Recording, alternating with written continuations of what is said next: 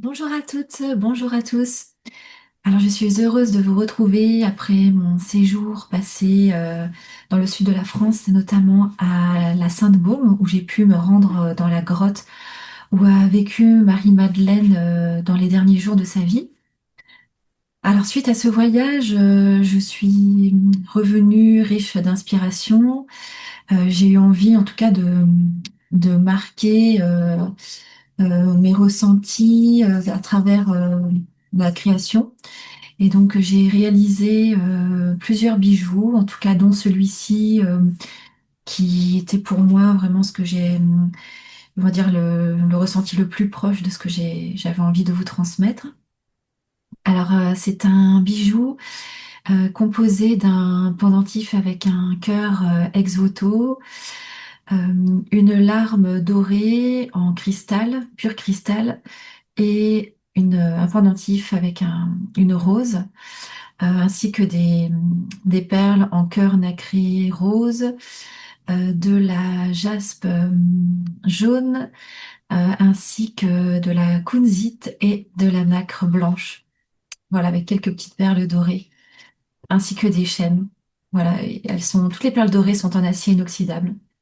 Alors pour en revenir à la jaspe jaune, donc c'est une pierre, c'est vrai que je n'utilise pas souvent, et là j'avais envie de retrouver une énergie un peu plus de feu, en tout cas euh, à travers ce bijou, euh, qui est d'ailleurs un peu un complément d'un premier bijou sur Marie-Madeleine que j'ai réalisé en revenant de Vézelay l'an dernier, qui aussi avait cette énergie de feu qui était très présente. Et donc la jaspe jaune, dont j'ai pris quelques notes, elle incite à la discrétion, et elle permet l'introspection. Voilà, c'est une pierre qui nous ramène à nous-mêmes. Elle canalise aussi une énergie positive et aide à se sentir mieux. Et la kunzite, euh, qui se trouve donc de part et d'autre de la jaspe jaune, euh, elle soulage beaucoup de dépression, des crises de panique. Elle apaise le sommeil, euh, elle éloigne les cauchemars, et donc la porter sur soi, elle apporte vraiment plus de chance. Voilà, elle permet vraiment d'aller mieux également. Et donc j'avais envie d'associer aussi ces éléments-là à ce bijou de Marie-Madeleine, parce que pendant tous ces jours, en fait, j'ai ressenti que c'est un être qui a dû énormément souffrir, et son chemin est vraiment une ouverture d'elle-même, un don d'elle-même total à Dieu, qu'elle accueille dans son cœur, en fait, et à qui elle offre toute sa souffrance. C'est comme ça que j'ai ressenti, en fait, la coupe qu'elle est devenue, le Graal qu'elle est devenue, en, en se donnant totalement à Dieu. Alors, c'est vrai qu'il y a beaucoup de choses qui peuvent être dites par rapport à l'initiation de Marie-Madeleine. Déjà, on va dire, dans les évangiles, en fait, elle était la première à reconnaître le Christ ressuscité. Euh, elle est décrite également comme celle qui comprend bien au-delà des mots, en contact direct avec l'Esprit du Christ. C'est elle qui reçoit dans son cœur ce que les autres disciples entendaient plutôt par l'intellect. Et alors pour moi, en fait, elle est devenue un Graal vivant, parce que euh, elle a donc tout ce travail de guérison que j'ai ressenti pendant le séjour, c'était vraiment le travail de se dépouiller de l'ancienne version de soi-même, par l'abandon, par les larmes. C'est pour ça que j'ai utilisé, en fait, symboliquement, euh, une goutte en forme de larme. Alors je l'ai choisie dorée pour qu'elle symbolise la transmutation alchimique. Et donc, voilà, c'est devenir la coupe, c'est vraiment euh, perdre, on va dire, l'identité de ce qu'on croyait être avant d'être pleinement, de recevoir pleinement l'amour de Dieu en soi. Euh, et donc, c'est se dépouiller de ses amours blessés, euh, euh, voilà, par les larmes. Donc, voilà, le fait de se nettoyer, de se purifier. Euh, Ensuite, il y a le fait de s'ouvrir, en fait, comme une rose quelque part.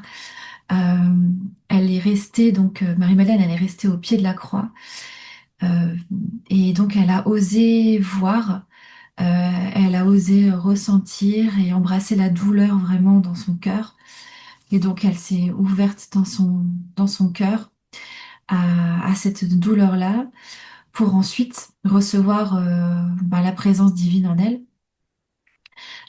Donc, recevoir le Verbe vivant en étant dans cette posture-là, en tout cas, elle incarne en tout cas l'écoute du cœur et la capacité à contenir l'essence même de l'amour divin.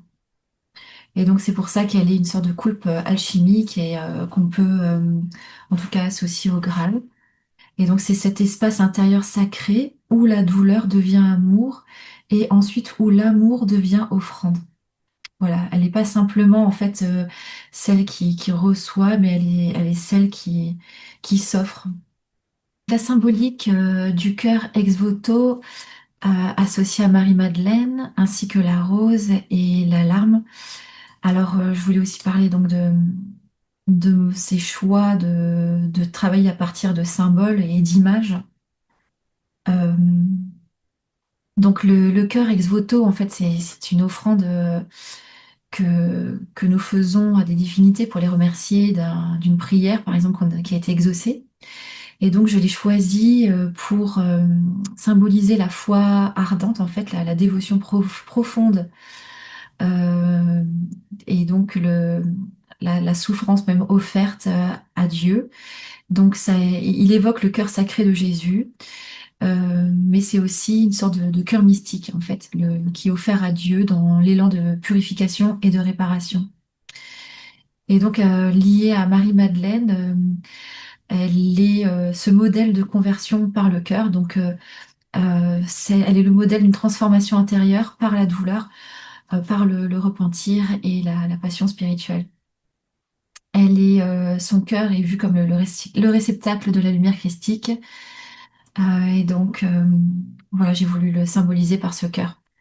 La rose associée à l'amour pur et inconditionnel, notamment, c'est surtout un lien avec Marie, euh, mais elle représente aussi l'amour blessé qui est transfiguré, l'épanouissement spirituel à travers la douleur, parce que la rose, elle s'ouvre, elle est entourée d'épines. Euh, et donc, on retrouve d'ailleurs ce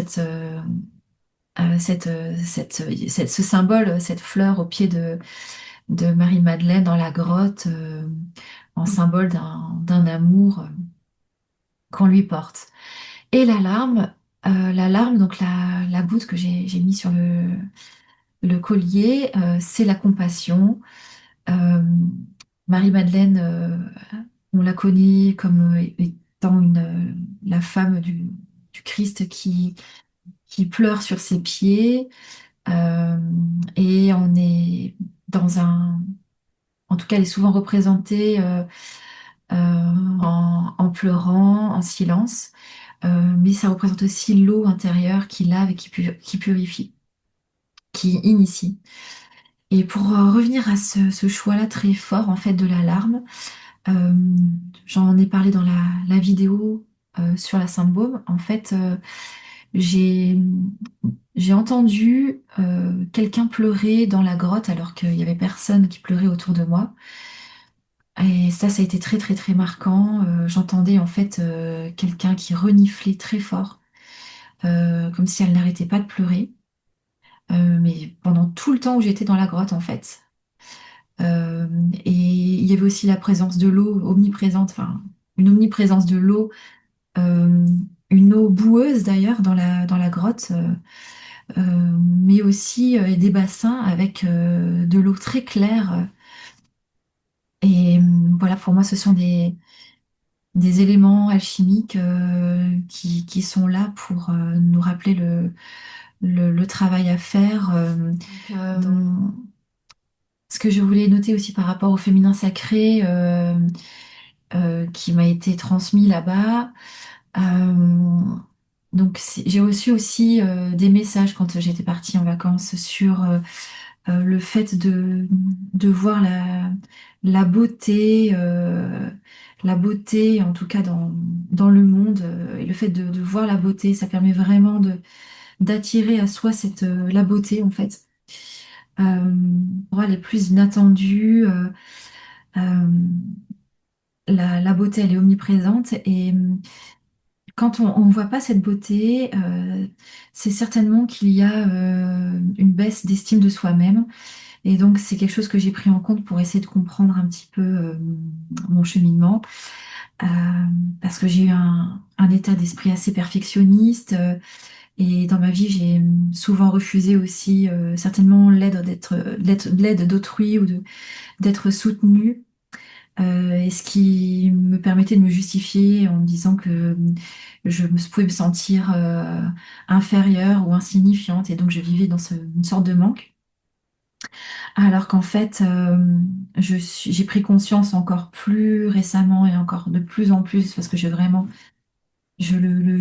de l'incarner, je le vis de l'intérieur et non plus à travers le mental, que je suis un être lumineux, vraiment le divin qui est incarné en moi et qui me relie à vous parce qu'en fait, je peux voir avec mon intérieur, en fait, le côté vertigineux vraiment de cette connexion que nous avons tous parce qu'en fait, nous faisons partie de ce même corps et donc du corps de Dieu, en fait, et de cette beauté-là.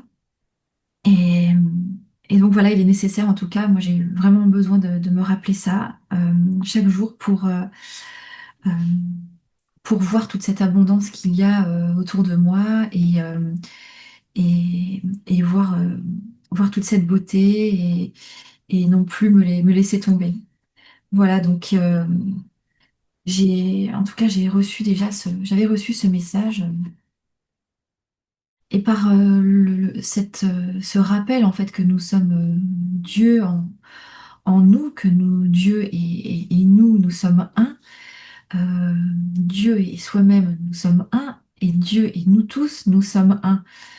Donc c'est quand même incroyable parce que en fait, ça nous permet vraiment de lâcher prise vis-à-vis de la forme, vis-à-vis du corps également, parce qu'en fait, nous sommes le corps, mais on peut aussi laisser transpercer cette lumière et abandonner vraiment toute cette notion de corps et ne pas s'y attacher en tout cas, parce que on- l'amour de Dieu est bien, bien au-delà de tout ça et ce qui nous relie tous, ça va bien au-delà de ce qu'on peut imaginer des apparences. Alors, il y a certaines facettes aussi du féminin sacré que je ne trouve pas forcément alignées avec cette vision de Marie-Madeleine, en tout cas de cet archétype que je défends. Euh, donc de ce principe cosmique et du principe féminin qui accueille et qui reçoit le verbe créateur et qui le met en forme. Euh, il y a d'autres facettes qui font aussi partie de nous, qui sont le féminin sacré dévoyé, en fait, le féminin sacré horizontal, comme j'en parle dans mon dernier post d'ailleurs. J'ai vu ça à mon retour et donc je me suis dit, ce sont des messages aussi enfin, des indices que je reçois et que je dois transmettre aussi en message clair. Euh, pour moi, les femmes Lilith blessées qui cherchent à, à dominer par leur présence, qui cherchent à dominer par, euh, on va dire, même le savoir, la connaissance, le fait, par exemple, qu'il y ait des femmes qui vendent des stages euh, de cercles de sœurs transmettre certaines clés, certains codes que nous sommes nous-mêmes censés enfin, avoir besoin de recevoir de la part de quelqu'un d'extérieur. Enfin, voilà, ça me dérange un peu parce que j'ai pu voir dans le passé ce côté Lilith blessé qui cherchait à attirer euh, le côté matériel et à dominer par la matière. Et en fait, c'est pas du tout ce féminin-là, en tout cas, que je défends. Après, j'ai conscience qu'il existe et que euh, nous avons un rapport au corps et à la matière, en tout cas, à régler chacune, et en tout cas, y mettre de la conscience et laisser passer la lumière. Voilà, c'est ce qui me semble être le plus juste. Et d'ailleurs, dans mes créations, quand j'ai réalisé cette œuvre-là ainsi que les suivantes que je vais vous présenter, je fais ce travail avec la matière de laisser passer vraiment ce qui doit être fait par moi et non pas avec ma volonté égotique, euh, mais par la justesse de la création. Voilà, ce qui doit être fait se fait et on va dire les actes manqués, des petits loupés ou des oublis ou tout ça, c'est mon ego et voilà, ce n'est pas ce qui devait passer par moi et voilà, donc je fais ce travail en tout cas de laisser traverser la lumière, la création, on va dire la toute-puissance divine par mes mains et j'essaye en tout cas de le faire en étant la plus consciente possible, donc sans forcer et en écoutant les messages. Euh, voilà, même si parfois, des fois, ça prend un petit peu de temps, je peux pas, je vais pas créer en enchaînant. Je suis obligée des fois voilà, de faire des pauses, d'écouter les messages que je dois recevoir, voilà, pour créer et vous transmettre ensuite ce qu'il y a de plus lumineux, en tout cas, voilà, à travers moi. Alors, il y a donc ce bijou que je vous ai présenté, que vous retrouverez donc sur mon site dans la rubrique bijoux angéliques. Et ensuite, je vais vous parler donc d'un autre bijou que je vais porter. Donc, je vais changer tout de suite le collier. Alors, pour l'autre bijou que j'ai réalisé, donc c'est un collier avec un diamant Herkimer. Alors, je vais voir si on voit bien ici. Alors, je vais le placer sur moi-même.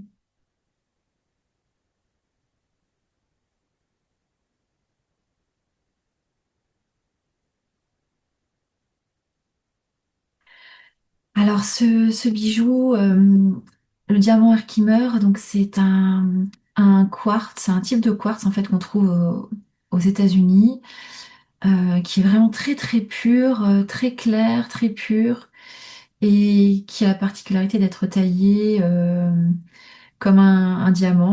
J'adore en fait cette transparence-là, cette pureté. C'est une pierre qui favorise la clarté de la vision. C'est une pierre qui favorise la clarté mentale, l'intuition, la concentration et donc qui amplifie l'énergie, comme le cristal de roche d'ailleurs. Euh, mais c'est vraiment voilà, pour sa transparence, cette pureté-là que je l'ai choisie, pour qu'il puisse vraiment aider à nettoyer les champs énergétiques de manière plus poussée. C'est un matériau qui stimule le rêve lucide aussi, la connexion au guide. Si on le place sous l'oreiller, il intensifie les rêves et favorise la compréhension des messages symboliques.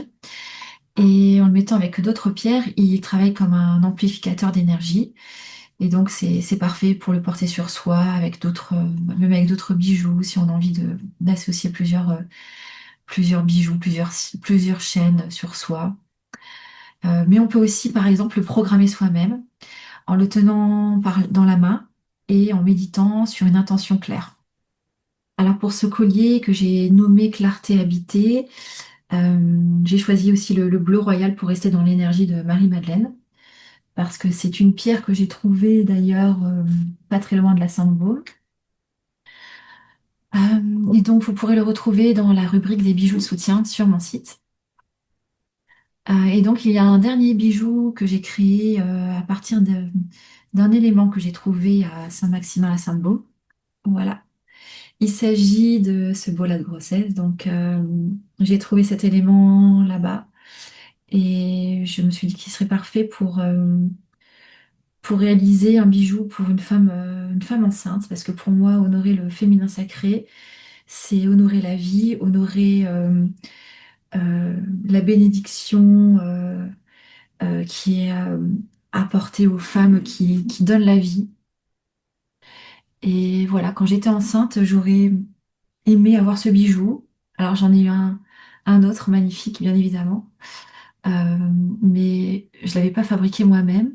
Et voilà, je trouve que je le trouve très féminin aussi. Et dans ces moments-là, ça permet aussi aux femmes de se chouchouter un petit peu et de se retrouver avec soi-même, avec des petites choses qui nous fassent plaisir. Voilà, et donc je l'ai mis, il arrive ici, il arrive au niveau du nombril. Mais comme je suis grande, il devrait tomber parfaitement, en tout cas je pense en dessous du nombril pour la majorité des femmes. En tout cas, j'ai mis la longueur et bon, moi je la trouve parfaite. En tout cas, je ne trouve pas trop petit. Voilà, je pense il peut aller à toutes les femmes.